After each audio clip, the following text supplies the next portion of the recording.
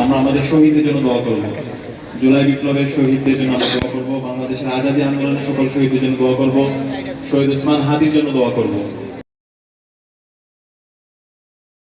বাংলাদেশের নির্বাচন পরবর্তী একটি দল জুলাইকে হারিয়ে দেওয়ার জন্য চেষ্টা শুরু করেছে। তারা জুলাই আকাঙ্ক্ষাকে ধারণ করতে চায় না। তারা শহীদ ওসমান হাদির যে লড়াই, সেই লড়াইকে তারা ধারণ করতে চায় না।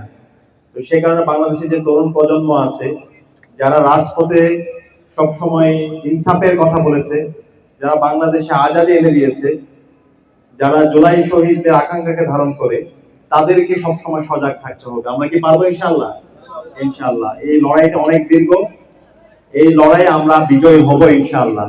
বাংলাদেশে যতদিন ইনসাফ কায়েম না হবে, বাংলাদেশ যতদিন আমরা একটি বৈষম্যহীন ইনসাফ ভিত্তিক বাংলাদেশ নির্মাণ করতে না পারবো, ততদিন পর্যন্ত আমাদের লড়াই সংগ্রাম জারি রাখতে হবে। সেই লড়াই সংগ্রামে আমরা আছি, আপনারা থাকবেন তো ইনশাআল্লাহ? ইনশাআল্লাহ। আর এই সাথে রমজান মাস, আমি আপনাদের অনুরোধ করবো, এই রমজান মাসে যত বেশি আমরা আল্লাহর নৈকট্য অর্জন করতে পারি। রমজান মাস কোরআন নাজিলের মাস। আমি আপনাদের অনুরোধ করবো, এই রমজান মাসে পবিত্র কোরআন মাজিদটা যদি আমরা অর্থ সহ একবার শেষ করতে পারি, একই সাথে আমরা চেষ্টা করব প্রতিদিন কিয়ামুল লাইল করার জন্য, এবং ওই কিয়ামুল লাইলে আমাদের ব্যক্তিগত সমস্যা, পারিবারিক সমস্যা, একাডেমিক সমস্যা, সকল সমস্যার কথা আমরা আল্লাহর কাছে বলবো। আল্লাহ তাআলা আমাদেরকে এত বেশি দিবেন, আপনি চিন্তাও করতে পারবেন না। আর একই সাথে আমরা যে সমাজের চিন্তা করি, যে সমাজে কোনো সন্ত্রাস থাকবে না, চাঁদাবাজি থাকবে না, টেন্ডারবাজি থাকবে না, রাহাজানি থাকবে না, সেই সমাজ ইনশাআল্লাহ আমরা এই ঢাকা 16 আসনে পাবো ইনশাআল্লাহ। এবং সে জায়গায় তরুণদেরকে সজাগ থাকতে হবে।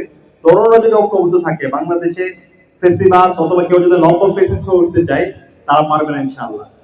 তো আমি আশা করছি আমরা ইনশাআল্লাহ ঐক্যবদ্ধভাবে আমরা শহীদদের রেখে যাওয়া আমানত, একটি নতুন বাংলাদেশ, ইনসাফ ভিত্তিক বাংলাদেশ, এবং শহীদ ওসমান হাদির যে লড়াই, যে আজাদির লড়াই, সে লড়াই আমরা জারি রাখতে পারবো ইনশাআল্লাহ। সেই লড়াইয়ের উদাত্ত আহ্বান জানিয়ে আমি আমার কথা এখানে শেষ করছি। আসসালামু আলাইকুম।